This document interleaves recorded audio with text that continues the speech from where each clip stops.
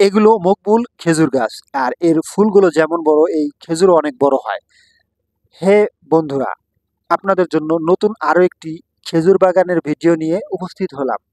আমি আপনাদের আজকে মকবুল খেজুর বাগান ঘুরে দেখাবো এবং এই গাছ বাগানে যে সকল গাছে ফুল আসছে সেই ফুলগুলোতে আমরা পুরুষ ফুল দিব, কারণ এগুলো সবই স্ত্রী খেজুর গাছ।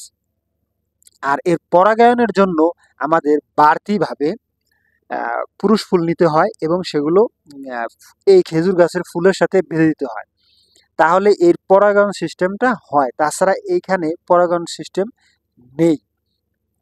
তো চলুন আমরা দেখি কোন গাছে ভালো ফুল আসছে। দেখুন এই গাছটিতে একটি ভাই পরাগায়নের যে কাজটা সেটা তিনি করছে। তো আমাদের মূলত খুঁজে বের করতে হবে কোন গাছটিতে খুব ভালো ফুল আসছে এবং সেই গাছটিতে উঠতে হবে এবং সে পুরো প্রসেসটাই করতে হবে। তো ইতিমধ্যে এই গাছটিতে আরেকটা ভাই সে পরাগায়ন সিস্টেম যে প্রসেসটা তিনি করতেছেন। তো আমাদেরও একটা গাছ খুঁজে বের করতে হবে। চলুন আমরা কিছুদূর আগাতে থাকি।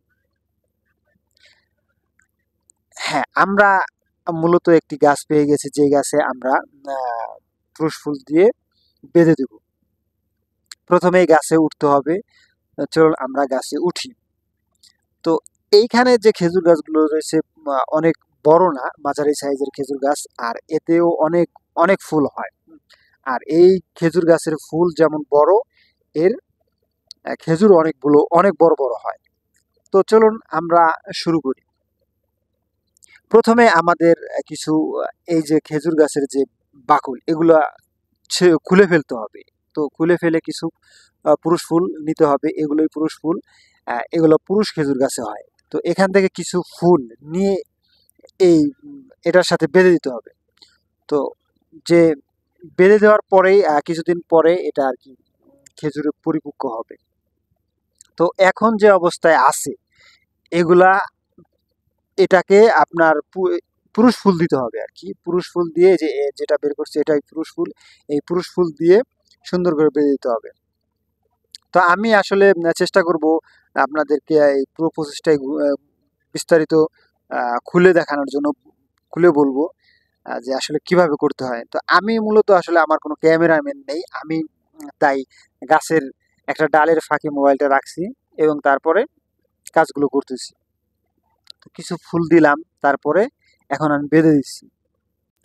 আমরা হয়তো জানি না যে আসলে এই খেজুরের পরাগায়ন সিস্টেমটা কিভাবে হয়, তাই আমি ভিডিওর মাধ্যমে আপনাদের দেখানোর চেষ্টা করতেছি। আমরা তো শুধু খেজুর খাই, আসলে এই খেজুর উৎপাদনে যে কতটা পরিশ্রম ব্যয় করতে হয় যারা এই উৎপাদন করে তারাই শুধু জানে। পুরুষ ফুল দিয়ে দেওয়ার পরে আপনাকে এই খেজুর ফুলটাকে সুন্দর করে বেঁধে দিতে হবে, যেন বাতাসে এই ফুলগুলো ঝরে না যায়। তো আমি জানি না আপনাদের সুন্দরভাবে ভিডিওটা উপস্থাপন করতে পারিনি এবং সুন্দর করে কথাও বলতে পারিনি। তারপরও আপনাদের খেজুরের নতুন আপডেট পেতে আমার চ্যানেলটা অবশ্যই সাবস্ক্রাইব করতে ভুলবেন না। ভালো থাকবেন এবং আমার জন্য দোয়া করবেন। আসসালামু আলাইকুম।